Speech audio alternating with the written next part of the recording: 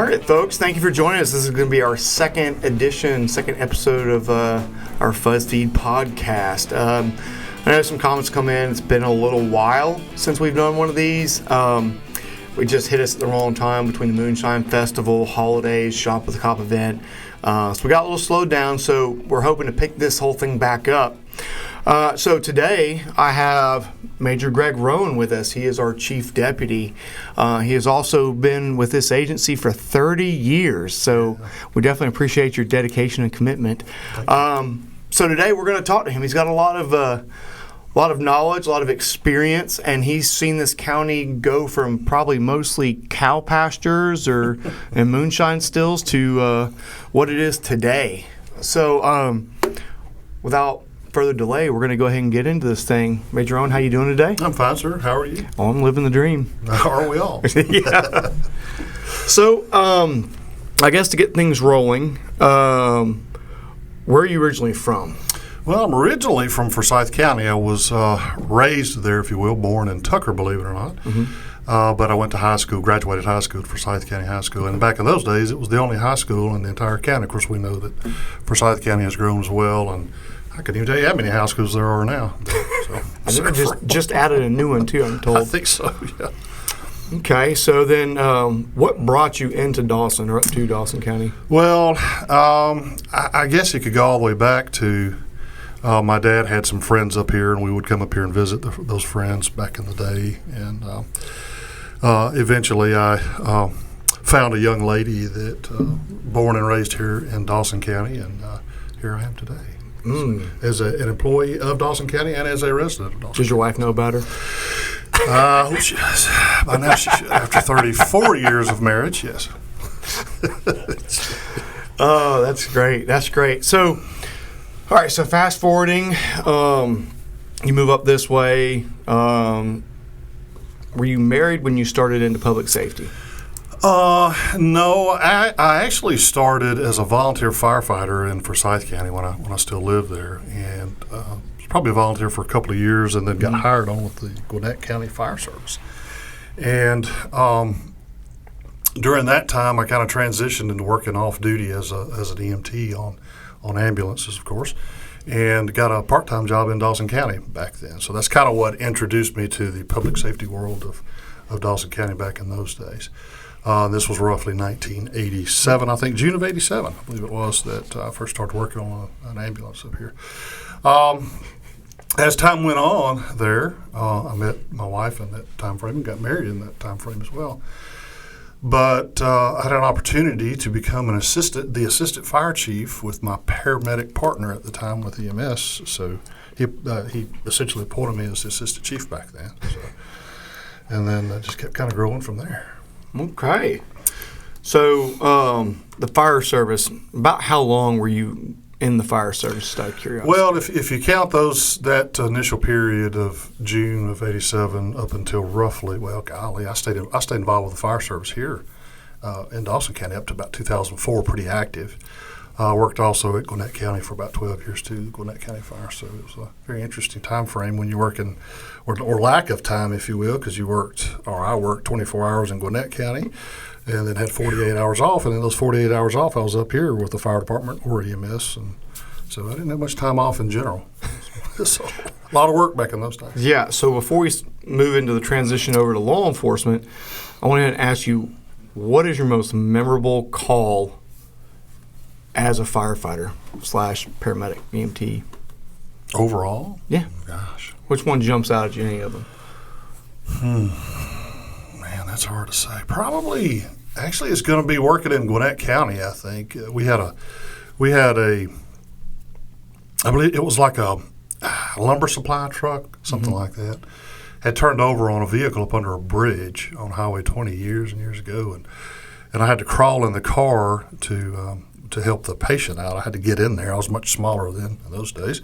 And I crawled in the back seat of that car and stayed with her in there while the other firefighters extricated her. And it was, best I recall, it was in the summer. It was very hot. Fortunately, we were under a bridge, so there was some shade, but it was still hot.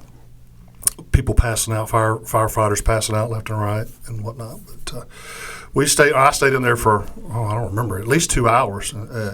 It took a while to get her out of there and get the vehicle off of the car and everything else. So that's probably the most memorable call that I have, I guess. So, Man. yeah, and she survived and came to visit us at the fire station a few months later after that. So No, that's awesome. yeah, That's pretty neat. That's good when they turn out that way. Yeah.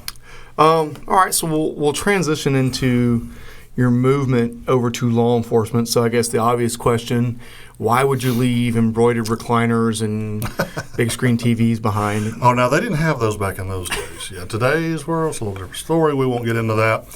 But so I was the assistant chief here, fire chief here in October of '88. I was appointed as the fire chief. I won't go into that. There was not a lot of detail to it, but it just kind of goes so far back I can't remember like I used to. But as time went on, I found it necessary not necessary, it was part of my job to work arson investigations or fire investigations, trying to determine the cause of the fire. So at the time, it was really easier to go to the police academy, and I thought it would be best if I was a certified, sworn-in officer to be able to handle the arson investigations. The state came in, and still does to this day. The state comes in and does arson investigations on major fires, the fatalities and things like that. But the smaller fires, not so much. So therefore, I figured it was necessary just to do my job more efficiently that I go to the police academy. Sheriff Randy Chester at the time, he swore me in, and it was November of 1991. Yeah, geez, 30 years ago, right? And I was 10. Yeah, don't remind me of that. So he swore me in, and then I attended the police academy in March of 1992. Back in the day when there was a little bit of a gap there, everything was fine with that. So got sworn in and started working some arson investigations. So that's how I got started with the sheriff's office here. Okay. Now, at what point did you actually move over to being an employee of the sheriff's office? Well, basically from when, actually prior to me going to the police academy, you could work up to a year as a sworn-in deputy. You just raise your right hand, you're sworn in. You're a deputy sheriff, no training, no anything. Here's some paperwork, here's the keys to the car. Have at it. Yeah, I actually did that for a little while. It was kind of scary to think of it. And so I worked at Gwinnett County Fire Department. I was the fire chief here, and then on the weekends, I would work with the sheriff's office. Yeah, needless to say, it's a wonder that I'm still married after all this. Maybe that's why I'm still married, because I was never at home.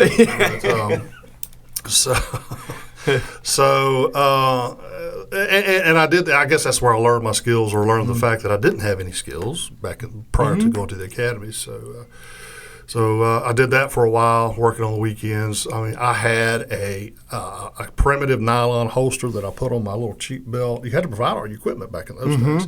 The county provided a uniform, and that was it. Everything else, as far as personal equipment, you had to provide bulletproof vests, gun belts, handcuffs, all that. The county did not provide anything. A car and a uniform that was, oh Lord, my uniform was probably 5 or 6 years, probably even 10 years old. I wore one of the very old shirts that I don't even think we have any more of those. The brown pockets. Yeah. Wow. Yeah. When I first started in policing, Lieutenant Tony Williams, when he started, he wasn't 21 when he started policing. And he got hired on. The chief asked, "Do you have a pistol?" He said, "No." He reached in the desk drawer, pulled it out, gave it to him. He said, "Well, here you go, but you're gonna have to buy your own bullets, right?" But he wasn't 21, so he couldn't buy bullets. So he had to have his dad go buy him bullets. So I've heard stories like that too. Yeah, from people working here. Yeah, back in those days. So. But I guess to kind of answer your question there, I transitioned really into working the sheriff's office full time in 1993. Again, I was still working at Gwinnett County Fire Department. On my days off, I was working here full-time hours. I guess I just loved it so much I wanted to be here forever, without any time off. But I did. I started working full-time hours, and it just kind of went from there. Okay. From 93 to today. Well, I want to jump back a little bit, and I want to talk about the landscape of Dawson County back then. Yeah. So to kind of give our viewers, listeners a peek into it, right? Especially those that recently or only since, like myself, I moved up here. I moved up this way in 2016, right? My wife was originally from this area, but so similar story as you. I was drawn up here by that. But what Dawson County is now is definitely not what it was when you first started in public safety up here. So if you would just kind of give us an idea of I guess first of all, just kind of maybe what the demographics were back then as far as like how many people you think lived in the county. I was trying to remember that. I don't remember what the census was in, say, 1990. I want to say it was, I can't remember, maybe around 10,000 people, something like that. Or less than that, actually. I don't remember for sure. But, if you, we're sitting currently as we speak here in Dawsonville, and back in the day you could go up towards Amicalola Falls and Gilbert County and that area, Lumpkin County, go up towards that end of our county, and there'd be nothing. Well, you know what? It's still kind of almost that way today, which is great, actually. Mm-hmm. It's changed. Of course, there are a few things up there, mm-hmm. but it's if you want to know how Dawson County was back in the day when I first started working here, just take a ride northwest, and you'll kind of see it's about the same now. Going to the east side, as we call it, around the 400 corridor there. Now, that's a completely different animal. Mm-hmm. And when I started, there were no stores at all at 453 in that general area, other than Sankey's, that little, a BP station now, I think. Mm-hmm. But that was the one and only store there at that time. There was no McDonald's, there was no Publix, or not Publix, of course, or Ingles. That was actually the first grocery store. But, yeah, it was even to this day when I ride down through there, it still shocks me at the difference. And I'm sure people that have lived here a long time or grown up here their entire life feel the same way, how much change there's been down there. Now, I feel like I've been told this before. Maybe you can answer it for me. Did Sankey's actually used to be in a building that was off of Thompson Creek Park Road, or am I misremembering? Oh, I don't know. If that's the case, that may predate you. That may predate me. Because okay. I just remember it there where that store currently is, where Big D's Barbecue. Yeah. Where would you get a biscuit back then? You would? Well, that's not true. You would at Billy's here in town, as it was mm-hmm. called, and where the Exxon, Chevron, I forget what it is, where the Big D's in town used to be. All the old folks will know what I'm talking about mm-hmm. there. My wife actually worked there when she was a teenager. So you could go there and get a biscuit, and there was another, what was it, Country Cupboard, that was the name of the store. It's down around War Hill.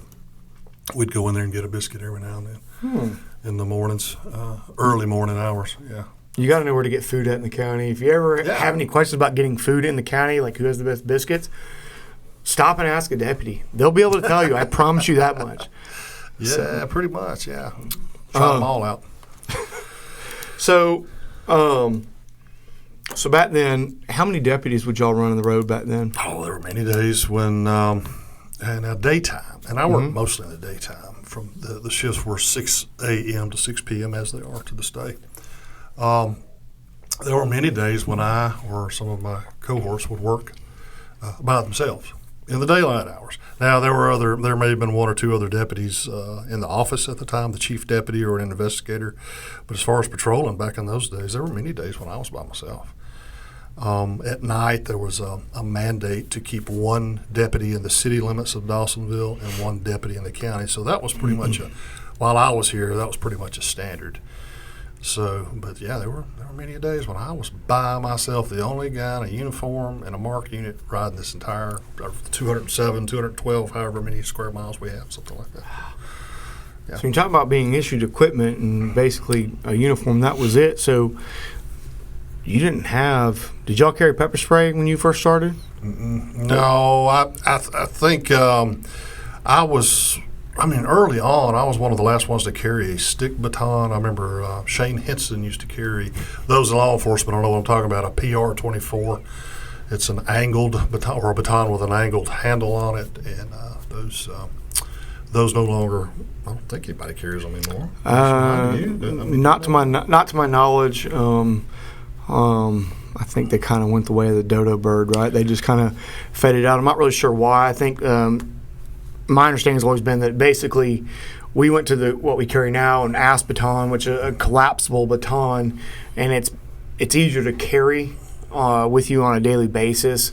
I know a big problem with batons or PR-24s back in the day was people would leave them in their cars as you go to get out of your car. You know, if you had to get out in a hurry, you wouldn't think to grab it sometimes. And so it kind of was a tool that got left behind a lot. So I think that was a big reason why they got away from them. Did you ever carry a slapjack? No, some of the officers that I worked with did. I remember one of the officers had always carried it in his a leather sap, and he was an old school guy. Junior Walden was his name for those that remember out there. You'd have to be old school to remember Junior, but he would carry one, and he had quite the history himself. He'd have been a good one to bring to this podcast. Yeah. Bless his heart, he passed away a few years ago, but he would have been a really good one to talk to about history. But yeah, he's the only person I remember.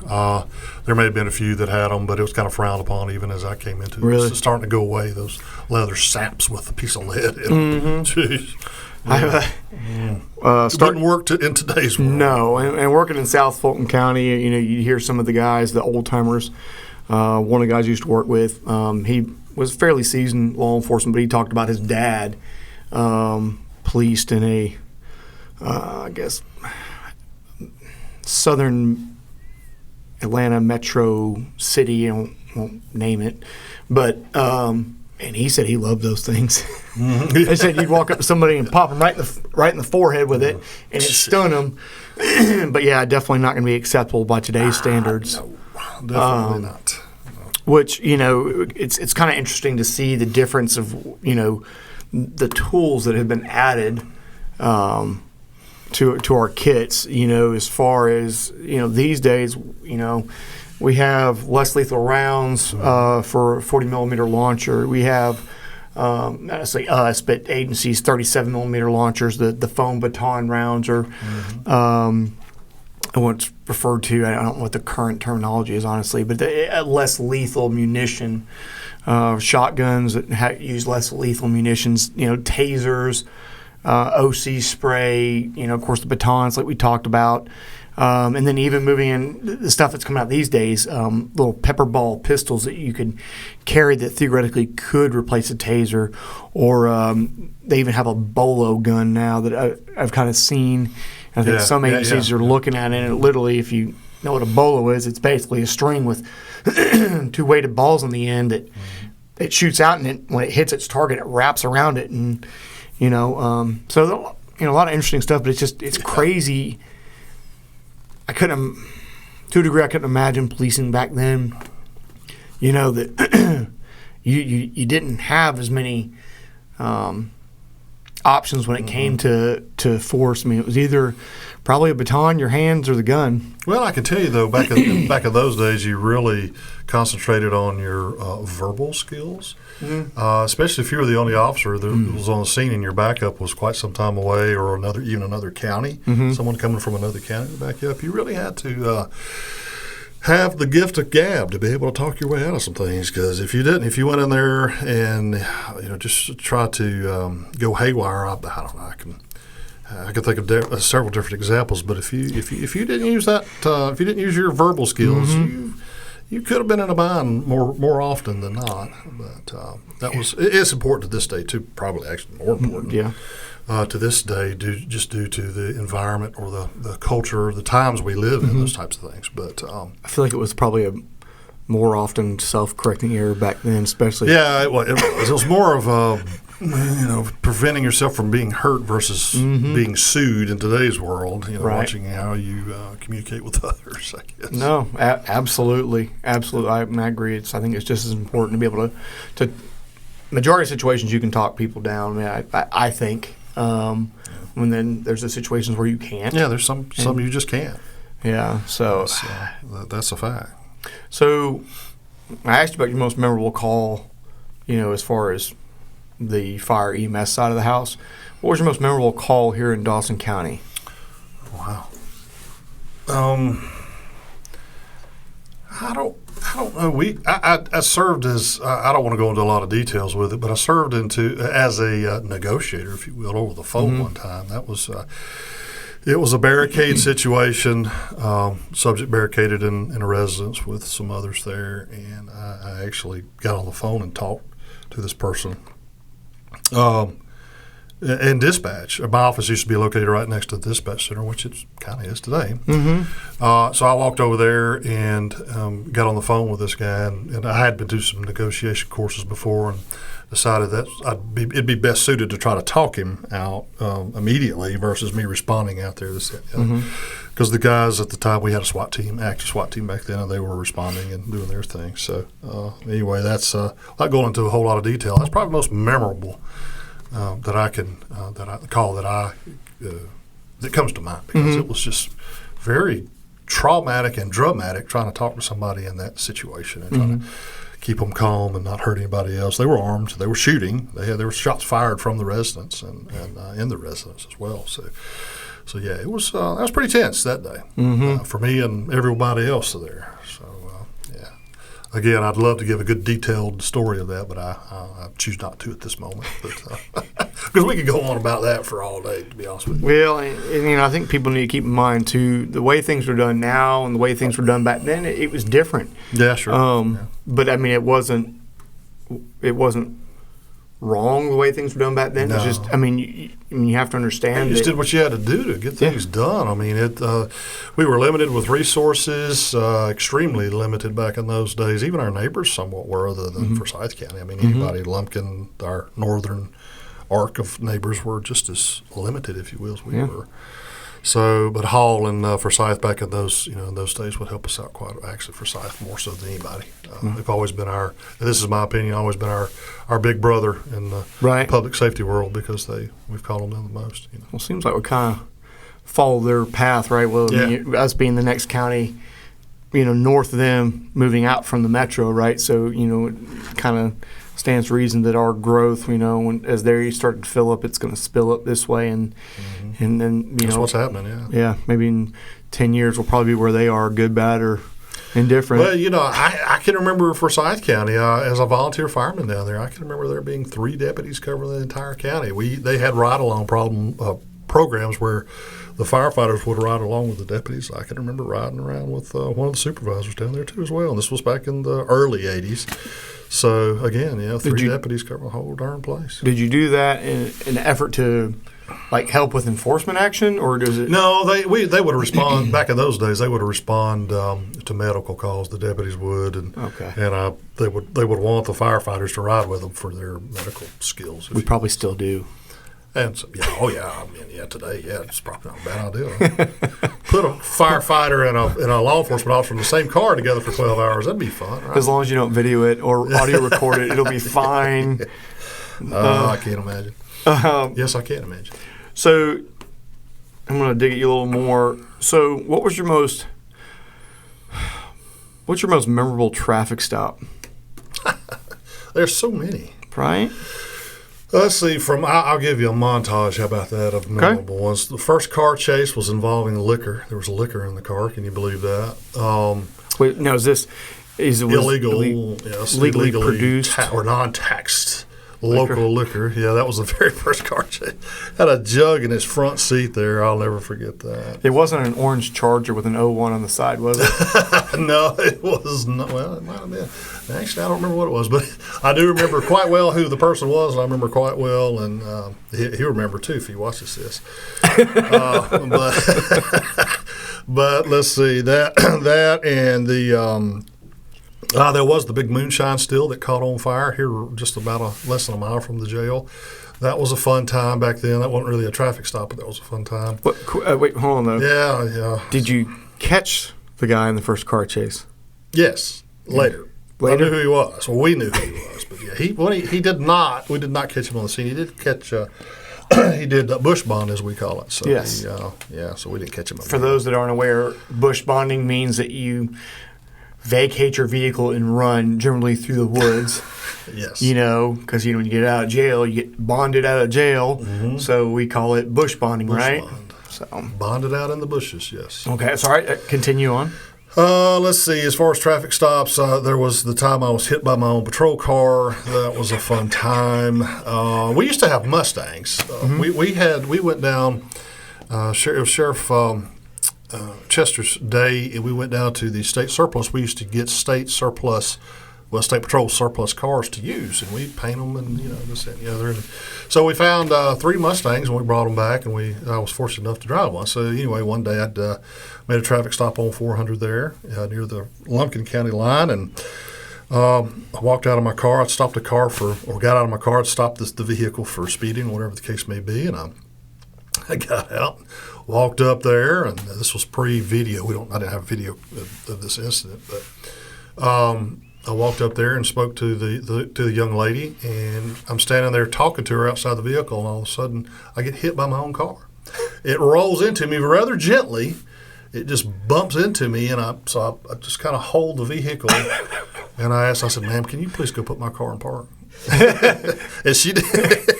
Did she get a ticket? She did not get a ticket. I said, "Thank you and have a nice day." So that was one of the more memorable moments, lighter moments, fortunately. But there were some serious moments, of course. There were some dramatic moments. I probably could go on and on and on about those over time. I did a lot of traffic enforcement during the daytime, and as a matter of fact, was a accident investigator for a while. They sent me to some accident investigation schools back in the day as well. So it was a lot of involvement with the traffic world I had back in the day. Okay.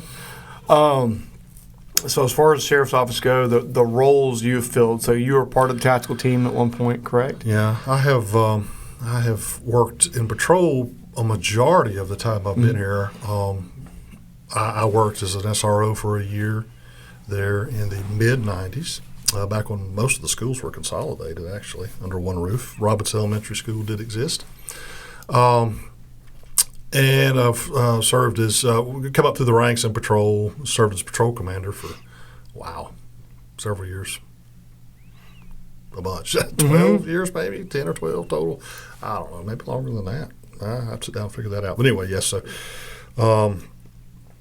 and as well as we talked a little bit earlier about the arson thing, so I worked as an arson investigator as part of my duties here officially back in the early 2000s as well. So done a little bit of everything like that. Okay. So since I'm involved with our current tactical team, I'd like to kind of go into that some. So sure. When did during your tenure here, so probably the entirety of any tactical team's existence that's ever been here, when did the agency start one up first? It was in the latter. Sheriff Carlisle took office in '97, and we had some. My memory's a little rusty on this, but it was in, let's say, in the latter part of the '90s. We were involved with that. We had a handful of folks that were motivated and interested and want to go through the training, and we used to go up to the Toccoa. They had a facility up there, and we would go up there and train. And I did serve as the tactical team leader for a while, and there's a few folks that served in that role back and forth over the years. But yeah, it went from using surplus equipment from going down again to where we'd go down to Atlanta, to the state surplus down there to pick up vehicles. We would also go and pick up uniforms and camouflage clothing and even primitive body armor. Well, I say primitive, it was the good stuff back in the 60s, but it was more of a flak type of right. I've seen that body armor, and yeah, some of it's actually still here. I would definitely call it primitive. Yeah. In the day it was the top of the line, but not so much for us still. Oh yeah, in its day. When I first went into the Air Force in 2002, some of that body armor was still in existence, and understand there was no ballistic rating on it. No. It was meant. They were called flak jacks back in the day. Mm-hmm. It was basically meant to stop shrapnel. Shrapnel, yeah. There was bullets. It may stop a direct round, but it may not. So go with what you feel. Yeah. We're in a far better place today. Oh yeah. No question about that. Yeah. So. What kind of weapons did y'all carry back then? Well, we were fortunate. There was, and I can't remember the exact details, and some that watch this may can fill me in later on the exact details. But we got a grant. Let's call it a grant from some folks. I can't remember, but we were fortunate enough to have some decent weapons. The M16 variant back in the day. But we also had some, and we still do, procured some M14 rifles from the Vietnam era out there that we still have, that we used for our tactical team guys. And I carried one of those for several years. And we were just talking the other day how I went to patrol rifle school with one of those. So, yeah. That is an amazing weapon system. But it is also extremely heavy. It's big. Yeah. It is. I would not want to clear a house with it. No. By any means. No. What was your first issued duty weapon here? No, you said you had to buy your first. Yeah, you had to buy your first guns, and the very first gun or firearm that I carried was a Smith & Wesson Model 66 357, and it. I carried that for a while, and then I bought and still have a Smith & Wesson 4505. It's kind of a rare gun. It's a 45 caliber weapon. But the Model 66, it wound up getting. I loaned it to a friend, and his house got burglarized. And guess what? They got the gun too. So it's gone. But yeah, we had to provide everything back then. Yeah, it was the wheel gun days. Do you remember what your starting salary was? No, well, I do as the fire chief. In 1988, the fire chief's annual salary was $11,000. I remember that. So I imagine. So deputy was less than that, probably. So imagine making $11,000 a year and having to buy all your own stuff. Or less, yeah. Now they probably. Or I'm sorry, less. Yeah. I mean, for a deputy then, and that, again, you heard me talk earlier about working multiple jobs. Well, I had to. Yeah. I had to survive. Which is, it wasn't just because I wanted to. I mean, I had to have a decent income. I had to work to or more. And even to this day, thankfully, the pay's much better in today's world. But still, there's some officers that work side jobs to make ends meet or to go Christmas shopping and things like that. Oh yeah, it's although things are much better. Yeah. I know. I'll give them a plug. Thanks to the sheriff and then also the commissioners all getting together. Absolutely, yeah. This year, we got pretty good raises across the board for all our people in the agency, and that's been huge. It's significantly helped out with recruiting, and I think retention as well. And I'll kind of go off on this for a second. I think with patrol right now, we are currently full. I think in CID, we are currently full. We have our crime suppression unit, which is fully staffed. Courts, I believe, is it fully or maybe one position shy? Yeah. I think it's one position. We're doing some field training. That's what. Okay. With one of the guys right now, so yeah. And then our detention center, which is, for people that aren't familiar, detention center is pretty much where most people start out at with the sheriff's office. So it tends to be where we pull from a lot. Some people choose to stay there, and that's okay too. Yeah. But I think it's crazy that we're almost full. Because there are a lot of agencies that are suffering out there. Yeah. For lack of manpower, that's for sure. We are very fortunate at this moment in time to be where we're at. Yeah. Yep. We are. Yep. And when I started this agency in 2017, it was right after the election. You had 2 internal applicants. So what happens a lot with any sheriff's office when you have 2 internal applicants, it has a tendency to divide an agency. So there was, I think, my understanding, there was a pretty good exodus, I guess you call it. There was a lot of people that we left. had like 24 vacancies, maybe. Yeah, back then, which worked out well for me because I called you and talked to you, and I was like, "Hey, come on, we got a spot for you." Yeah, I was like, "I'm certified," and you're like, "Okay." Yeah. So, I had a point, and ADHD set in, and I lost it. But yeah, no, we're to see where we're at now. I do believe there was a question that came into the podcast referencing, did we run with 3 people on night shift? When I first started here, so not that long ago, right, 2017, there were nights where we were running with 3. Now, we had 4 assigned to a shift for the most part, but one person goes out for training, somebody gets sick, whatever, you quickly dwindle down. So currently, I think we're fixing to be sitting, once we get some people through their field training, we'll be at 6 officers on night shift for patrol alone. So I think that's huge. Yeah, I think in the scheme of things, we are where we need to be right now. I mean, with running with 6 per shift, and that's if everybody's here, not on vacation or sick, or whatever the case may be. That's wonderful. We do have the specialty units, the crime suppression unit, that helps with the K-9s and the folks out there with traffic enforcement. So, from the days have changed from me working by myself to fielding 7 or 8 officers, even more, depending on what time of day it is, if you count supervisors and so forth. We're really sitting really good now with the volume of activity we have in this county, the volume of traffic, calls, so on and so forth. We're in the best shape we've ever been. So I'm very thankful for that. Thankful to, again, the sheriff for being aggressive with it, and the commissioners for supporting it, and the citizens as well for supporting it and us, and I appreciate that. Absolutely. Very, very much. Absolutely. Yeah. Maybe I want to talk about some of the advancements that we've seen, or some more of them. So, for the SWAT team, y'all just carried, I guess probably was the Glock Model 22s. Is that what y'all carried pistol-wise? I don't remember the exact time frame when we went to the issued Glocks. I don't remember. Again, prior to that, we were all carrying our own variety of weapons, handguns, that is.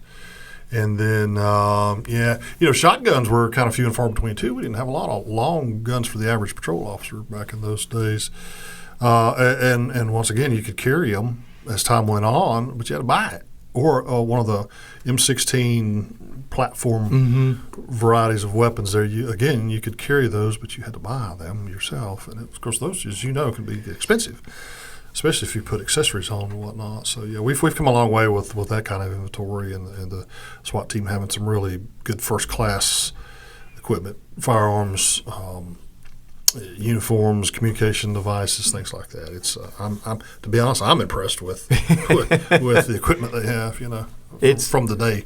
Yeah, it's been a huge advancement, I think. And again, you got to give props to the sheriff and then ultimately the commissioners as well, because, I mean, that stuff has to be funded. It's not cheap, but the payoff is huge. I mean, if you guys can imagine, those of you who've shot firearms before, it is, if you shot them outside, it is exponentially louder to shoot them inside. Part of the training we do is operating inside shoot houses and things like that. We're discharging live rounds inside of there, and it's loud. So the obvious thing is, well, wear hearing protection. Well, if you wear just some foam earplugs or shooting muffs in there, then you lose the ability to communicate as well. The stuff you see in the movies where everybody's like doing hand signals like you, or usually in the movies they're like pointing their gun like, hey, you go over there, right? We don't do that, right? Hand and arm signals don't work that great in building clearing. It's usually just best to talk. So these days, in the movies. Yeah, it does. It does in the movies. Why doesn't it work in real life? I used to always ask my dad about that kind of stuff, right? Like, well, can they do that? No. Well, yeah, they can. Really? I was like, why? He's like, well, because that's what the script called for. Oh, yeah. That was always his answer to everything, movie related. But just the advancement we've had in those areas, the communications equipment, the body armor. The body armor's changed quite a bit. That's technology's just gotten so much better over the years, and it's still. I was going to say affordability, but still, it is kind of pricey. It is. It absolutely. But it's just one of those things you can't put a price on in today's world, any world for law enforcement. Yeah, no, 100%. I agree. I know, and it's funny to watch things as they move through and morph, right?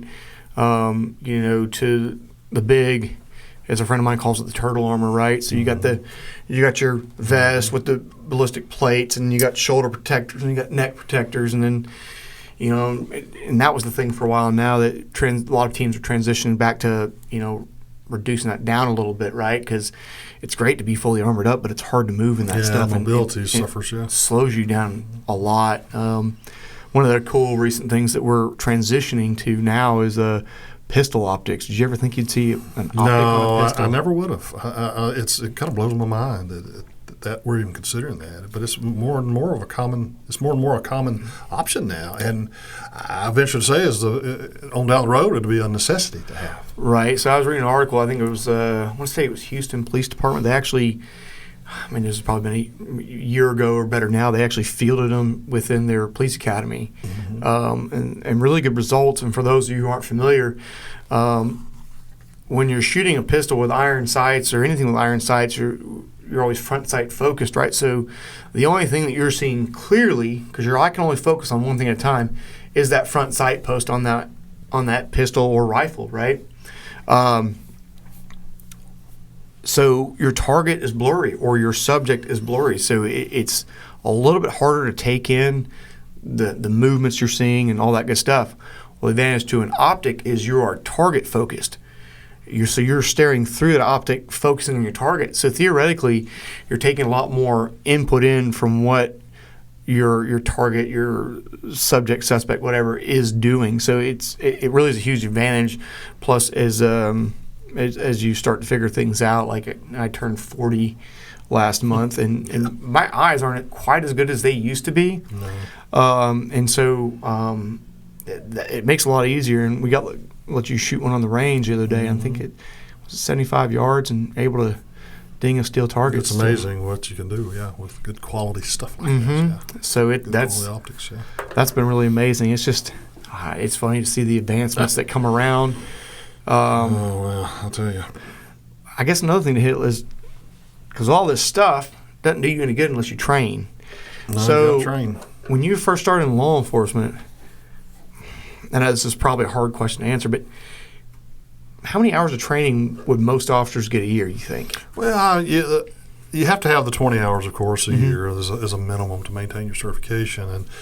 And back in those days, it was you were lucky to get those because we didn't have enough folks to where I could, or any officer could take off and go somewhere. I mean, we managed to do that occasionally, but as time went on, it got a little better. But in the early days, it was hard. You just had to get your training here, and even then, that was hard to do. Just you had to, if you worked at night, you had to come in and stay up all day and then work that next night. It was very difficult. It's just to maintain those. So you didn't have the officers obtaining the hours that they do today. Now, of course, a lot of ours are mandated with our state certification and whatnot now.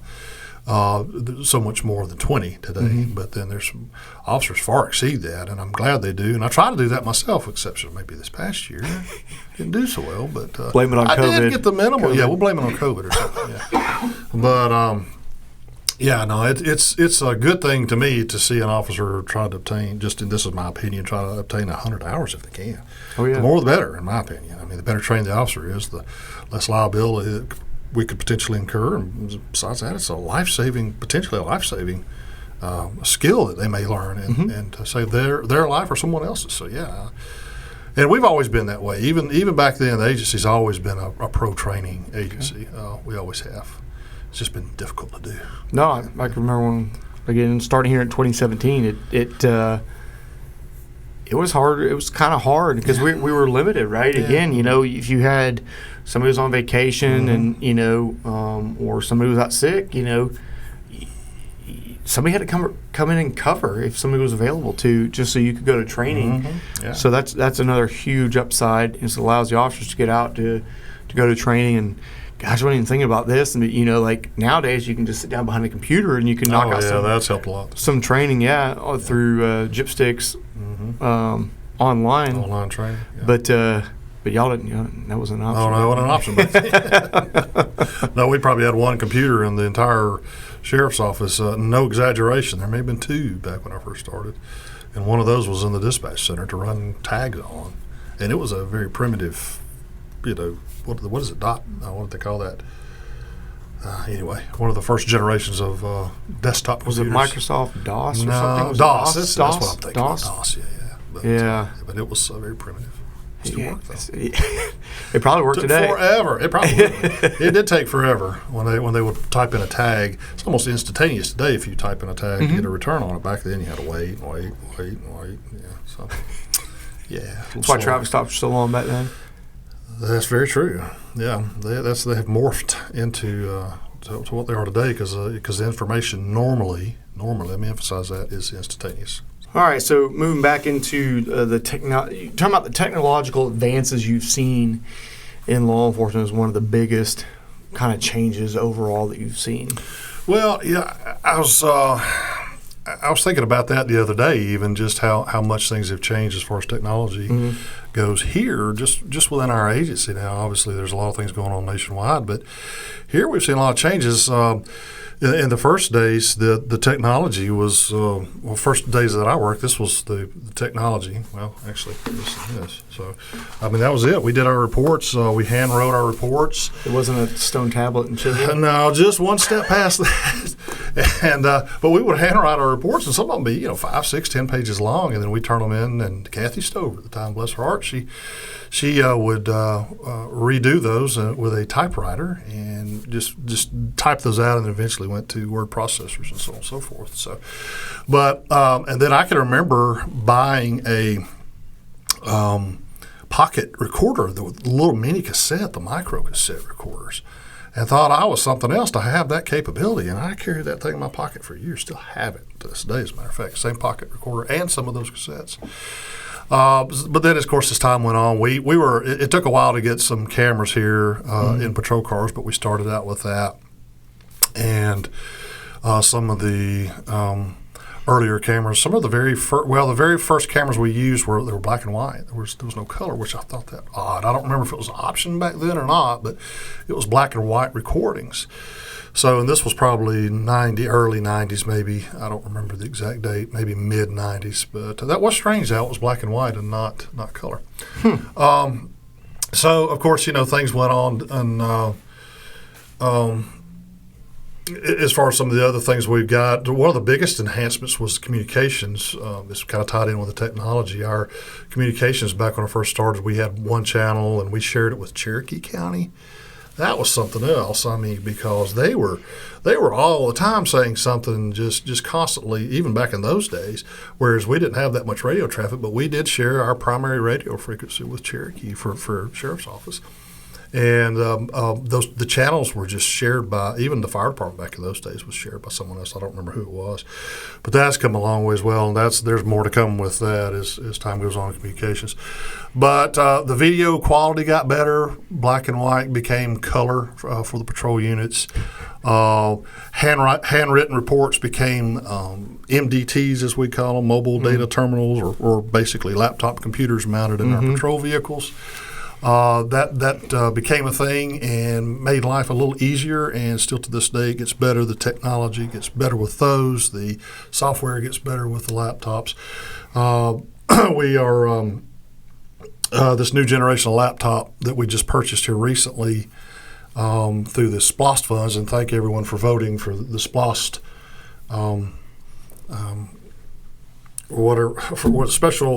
special option local sales tax. Yeah, thank you very much for voting for those, because that has really made a difference with this agency. But we just ordered some new laptops, and they'll have capabilities for us to track them, for the officers to have the maps to show up when they're dispatched to a call to route them to the call. So we're a little bit behind on that, but mostly because it's just so expensive. These projects are very, very expensive. Some of the other technology that's really come a long way, and to help us do our jobs that we have, is a simulator. Back a couple 3 years ago, we purchased a simulator, a firearms simulator, and that thing is unbelievable. The capability and quality of this system, and it's something that it's a shoot don't shoot type of scenario, and we all know today that there's a lot of controversy in the country and about those types of things, and we're fortunate here to have that opportunity in-house to where we can go and train any day we want to, basically, anytime we want to, and train on those skills, those essential shoot, don't shoot firearm skills. In our detention center, we have a full body scanner that allows a full body scan, obviously. If you of cavities, as folks have been known to insert things in body cavities they probably shouldn't do, and this scanner or shouldn't be carrying inside a jail, and this scanner will certainly to detect those. That's a relatively new item that we have. We actually got it early on last year.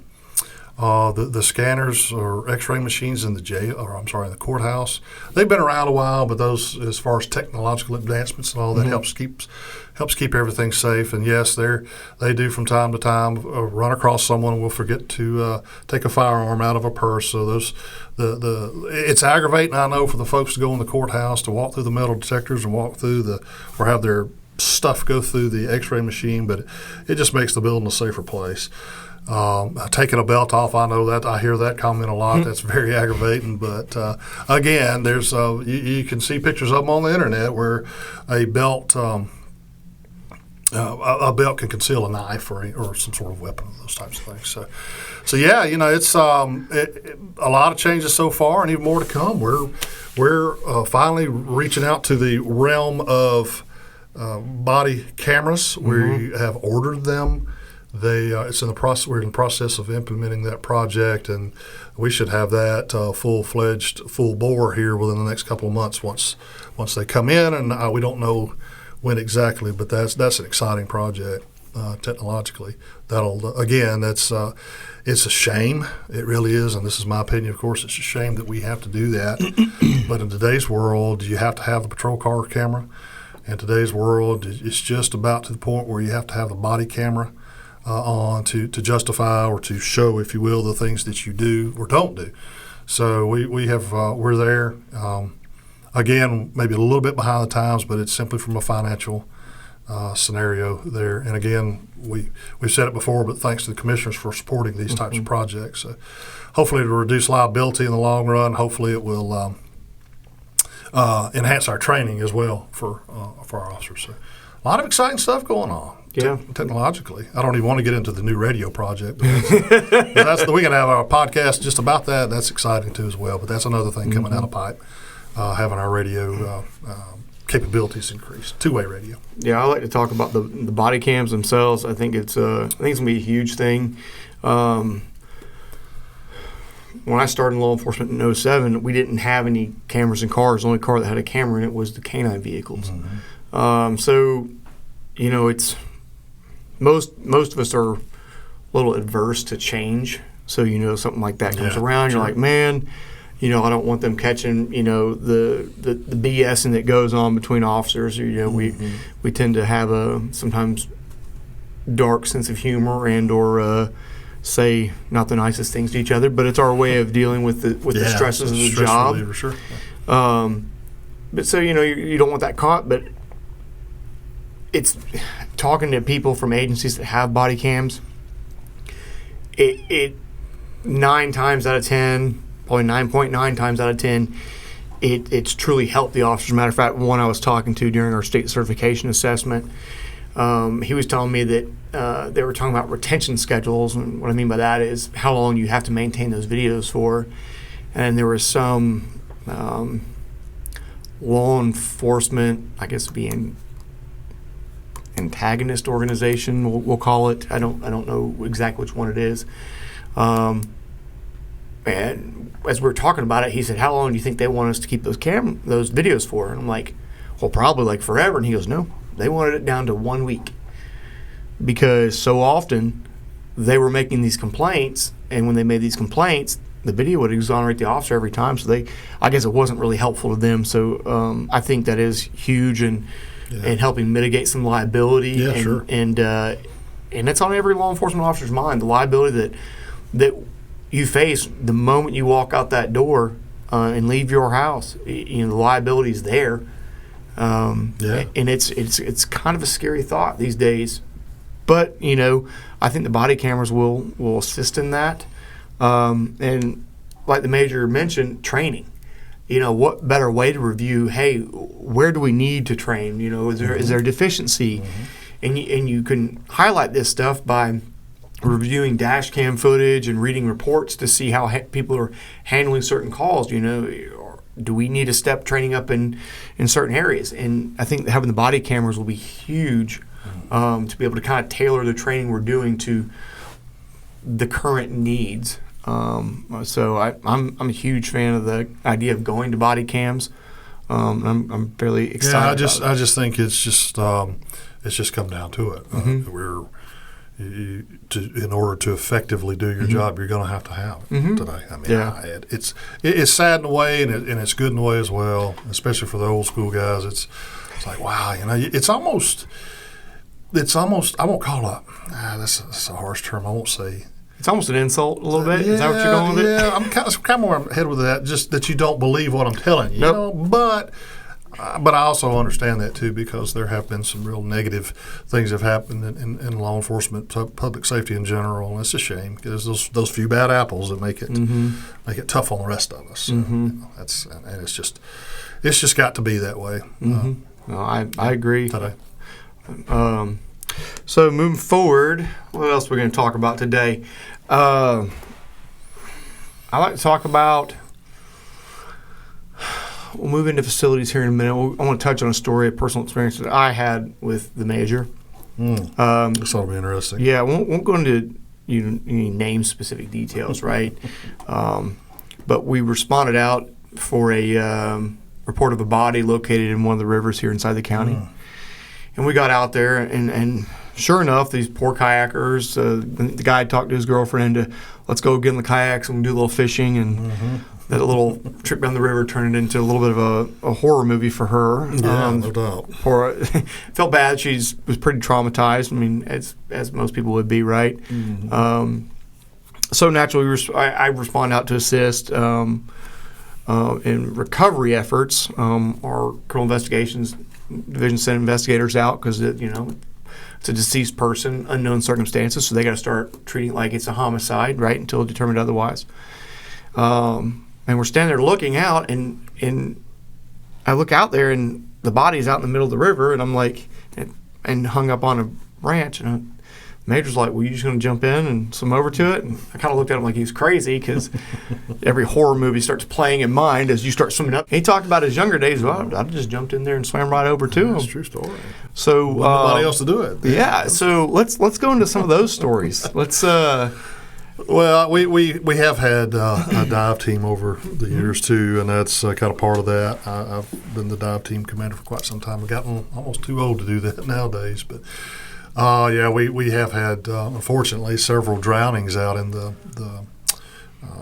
Etowah and the Amicalola and of course Lanier over the years. So we felt it necessary back in the day to have at least a few capable divers to go out and take care of some things short term. Now, accolades to Hall County and their dive team. They have a premier dive team in this region, and they've helped us out many times, as well as Forsyth County Fire. They've helped us out too over the years. But we've done some things on our own, and that's part of it. Why I say that. That's part of the reason why we do things the way we do sometimes, is to be able to do some things on our own and not necessarily rely on our neighbors when it's nice if we can get the job done ourselves. We can't do it on a larger scale as, say, Forsyth County can with different teams and units and so forth. But we can provide a service with at least a minimal service, if you will, with some of those things. And that's the way we looked at it with the dive team back then. So we had it's like anything else, it ebbs and flows, and the dive team's currently in a down status at this point, but there's some interest. Some folks have returned back to us that have left once upon a time, and they're interested in starting the dive team back up. So we may very well do that. We have a pretty good inventory of some good modern equipment. But back in those days, it was interesting because we didn't have the best gear back in those days. And buy your snorkel at Walmart. Yeah, you went to Walmart and got a snorkel and some of those cheap plastic fins. They're real stiff. It was and the floaties for your arms. So it's really bad back then. I have a mental picture. Thank you. It's appreciated. Goggles. You couldn't even get a full face match. Just wear some swimmer goggles and jump in, right? Some days it felt like that, but again, it was mostly your own stuff that you acquired along the way and whatnot. So, but it was fun actually, and it was a service that needed to be provided. You had a car on the lake, you didn't want to have to wait for hours for another team. No offense to them whatsoever, but it took a while for them to get over and help us out. It's just common sense. And if you have the resources here where at least you could go and see what's going on, or maybe make a quick recovery, wherever the case may be, it's just nice to have that capability. Yeah. I probably will not be volunteering for that particular special duty. I don't mind. I can. Well, I will promise you that diving in Lake Lanier is not much fun. There's not a whole lot of recreation to that. It's that's a work dive. It's dangerous. It's cold. It's dark. It's not for everybody. That's for sure. For the people watching this, highlight the visibility for Lake Lanier.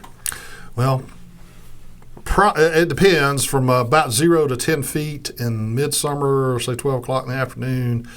With during the week with no boats out, you probably could see 10 feet, 12 feet if you're lucky. 10 feet is probably an average. But once you go down below 10 feet, it doesn't matter what time of day, year, whatever. Some of y'all that watch this that have been out there know what I'm talking about. It gets dark real quick and cold real quick, no matter what time of year it is. So. But it's usually muddy and murky. You're down on the bottom. In public safety dive work, you're on the bottom, and you're stirring up. You're moving your hand back and forth, searching, and it's mud's going everywhere. It's cloudy, mud clouds. So it just makes it that much worse. I mean, you have to hold the gauge. I've many a time held the gauge right up to my face to see how much air is left in my tank. So yeah, it's not for the faint of heart, I promise. No, there's not a whole lot that sounds fun about that. Yeah, flashlights don't even do a whole lot of good either. I mean, they don't. No. At depth. You jump into the water to go swim in pretty much pitch black to look for a deceased person. Mm-hmm. And again, every horror movie starts playing through your head as you're swimming down there. Yeah. And you're waiting for that thing to be right in your face. Yeah. Half eaten. Yeah, no. Yeah, horror movies definitely do a disservice to public safety divers because that stuff does flash through your head. Oh, not my interest really. You know, I'm kind of a busy guy some days. I don't think. Always looking for a few good men, Jacob. Right. Yep. No, not this guy. So, all right. So we covered that one. Let's move into the facilities. Let's talk about the buildings, how that's changed over time. Yeah, that's been another dramatic change. Of course, everyone today can drive by the historic jail there in town, the little 2-story red building just off the square just a little bit. And I want to say that it was 1977, that was the last year that was used. I wouldn't swear to that, but somewhere in that time frame. We'll call it the late 70s. And then they built what I know as the old jail. I call the red 2-story as the historic jail, and then the old jail was a single-story brick building that basically was behind our current building and was there up until just 2 or 3 years ago. And that when I first started working, I think there were like 15 inmates in there, maybe 15 employees, or 17 inmates and 17 employees, something like that. I don't remember exactly, but the dispatcher at the time back in the old jail was also the jailer. And that person would have dual duty, talking on the radio, which there wasn't a whole lot, but talking on the radio and then dealing with issues in the back as well. You're feeding them, running pills and things like that, pill call for medical issues. So that changed as time went on.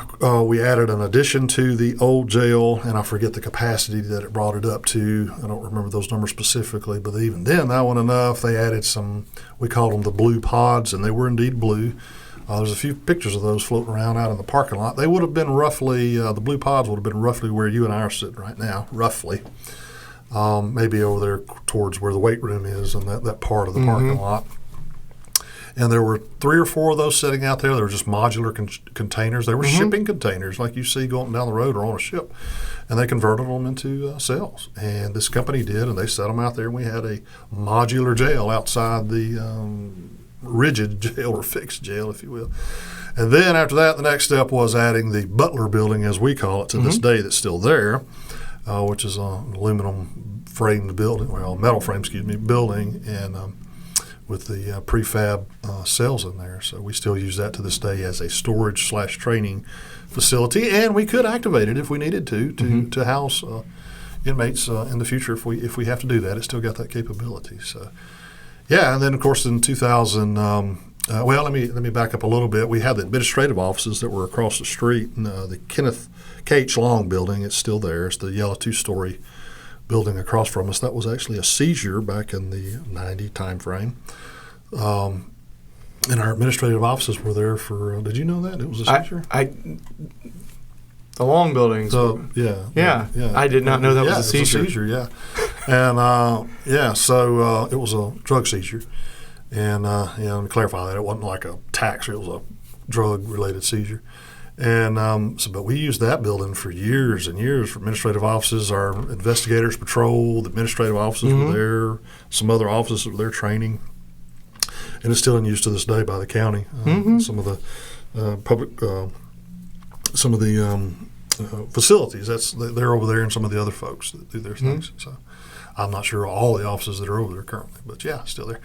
So then, of course, after the Butler building I was talking about, roughly 2006, 2007, we built this wonderful facility we're in today, and here we are. So it's hard to believe it's been that many years ago now when I sit here and think about it. Well, because I may correct you a little bit, because you said the original old jail was behind us right here. And you said it was here up until 2-3 years ago, but well, yeah. I don't. It's probably been a little longer than that. Maybe my 2 or 3 years is maybe more like 4 or 5 years, maybe. Well, see, I'm about to hit my 5-year mark here. Was it gone then? I don't think it was here then. Because I've got some pictures of it when they tore it down. I stood out back one day and took some pictures of them tearing it down. Yeah, I guess you're right. It's been longer than 2 or 3 years. It's probably 6 or more. It's yeah, probably so. Only when you're having fun though. Only when you're having fun. Yeah, if you're not having fun, time does not go by fast. So, any other stories that come to your mind that? Well, we could probably talk all day about the different stories and all, but I don't know. I felt like I kind of hit the highlights of a wonderful 30-plus year career here. Other stories you can tell? There's plenty of stories I could tell, plenty I can't tell, plenty I probably shouldn't tell, but all legal and up though. No issues with that. Yeah. But it's a great place to be. It's a great place to work. Great folks that work here and have worked here, and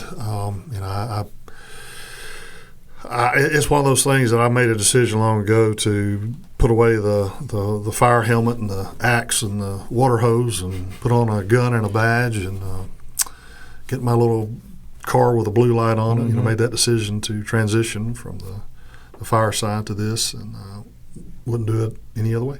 Wouldn't change anything. Well, I do think it's amazing. 30 years in one place. I mean, there's not a whole lot of people out there that can say that. We've got one other employee, Shane Henson. I'm gonna throw his name out there. He's been here a little bit with the sheriff's office a little bit longer than about a year or two. So, not many. Yeah, I think we hit pretty much everything. We've talked about the advancements in technology and the buildings and training, equipment. So it's great. The continued support from the public. Oh, well, and I wanted to say that too. The public has supported this agency and really all of public safety here in Dawson County for as long as I've been here, and I really appreciate that. It's huge, and it means a lot in today's world. It's just something that we got to have to do our job. We're not going to be. We're only as efficient as the public wants us to be. Let's put it that way. Yeah. And I mean that from the bottom of my heart. I appreciate that sincerely because it's just something that we couldn't function without them. Nope. And I'm constantly getting stopped by people and people saying, "Hey, appreciate what you do. I know it's a hard time." Yes. And this is my personal opinion. The things you see in the media. You would think that nobody likes law enforcement, nobody supports them, and there are places in our country that are that way. But I think it's something that's kind of been overblown a little bit by the mainstream media, if you will. Sure. And I can speak specifically to this area. That the overwhelming majority of the citizens here and people passing through have been supportive to us. And generally appreciate what we do as a whole. Maybe not all the time, right? Nobody likes getting tickets. Been there, done that, right? But really, we do appreciate the continued support. We'd like to keep advancing the sheriff's office. As this county grows, we need to keep advancing all of our public safety, whether it's sheriff's office, whether it's fire and EMS. I mean, I think these are very important functions of the county, right? So But with y'all's continued support, we'll keep growing and then maybe keep officers here for 30 years. I know. I'd like to see that. Yeah. I'd like to see there be more. Well, yeah. I know I can speak to the fact that when I came here and there was that big exodus and whatnot. If I'm not mistaken, there's a few that haven't returned, but pretty much everybody I've seen leave our agency for another law enforcement agency since I've been here, I think pretty much all of them have returned, at least from a patrol and up aspect.